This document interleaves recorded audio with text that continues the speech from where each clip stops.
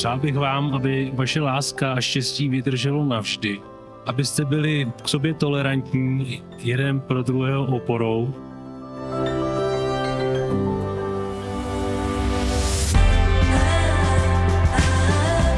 Víťo, ďakujem ti, že si to vždy pre Mišku, že si jej oporou, parťákom a že ju miluješ tak, ako si zaslúži.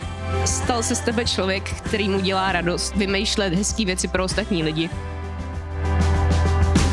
Drahá Miška, naozaj ste sa našli a to, ako sa ľúbite a prechádzate spoločne životom, inšpiruje nás mnohých naokolo. Si schopná rozdať sa pre ľudí, ktorých miluješ a hlavne pre rodinu, ktorá je pre teba vždy na prvom mieste. A preto viem, že spolu s Víťom budete nielen skvelí partneri, ale aj úžasní rodičia.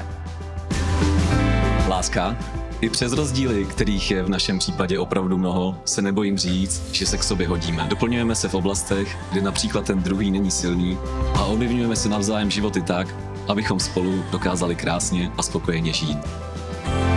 Drahý Víťo, láska moja, teraz viem, že ty si odpoveďou na moje modlitby. Viem, že to, čo máme, je niečo špeciálne a chcem si to chrániť ako najvzácnejší poklad.